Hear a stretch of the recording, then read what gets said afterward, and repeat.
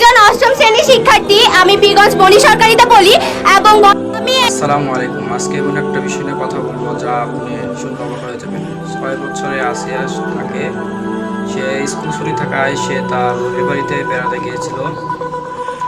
তারপর সে দুলোভাইয়ের বাবা তার সাথে যে ঘটনা করলো তা আপনি শুনতে অবাক হয়ে যাবেন। এর জন্য এই বোনটি, ছোট বোনটি কি প্রতিভা নিয়ে দেখুন কি বলে, কি বয়ানটা দেয় শুনুন। আমি একজন অষ্টম শ্রেণীর শিক্ষার্থী। আমি বীরগঞ্জ বনি সরকারিতে পড়ি এবং বর্তমান দেশের যা অবস্থা সেখান থেকে বোঝা যায় যে আমার থেকেও ছোট বোনগুলো ধর্ষিত হচ্ছে। অথচ এই দেশের নতুন রাজনৈতিক দল কোনো স্টেপ গ্রহণ করছে না। ধর্ষককারী একের পর এক ধর্ষক করে চলেছে। দেশের কোনো নারীদের কেন নিরাপত্তা গ্রহণ করা হচ্ছে না? দেশের মধ্যে নারীদের কেন নিরাপত্তা দেওয়া হচ্ছে না?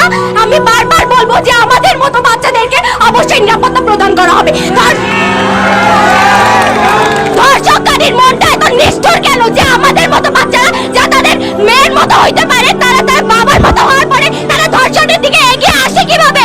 এবং বাংলাদেশের আইনকে আরো কঠোরভাবে বাস্তবায়ন করা উচিত, যার ফলে ধর্ষককারী ধর্ষণ করার আগে তার বুক কাঁপবে, হাজারবার কাঁপবে। কারণ একজন নারীকে কতটা কষ্ট করে বাঁচে থাকতে হয়, সমাজের সাথে লড়াই করতে হয় তা সেই ধর্ষককারী জানে না। আর যদি জানতো তাহলে সেই নারীকে ধর্ষণ করা তো দূরের কথা, তার পাশ দিয়ে হেঁটে যাতে তার বুক কাঁপতো।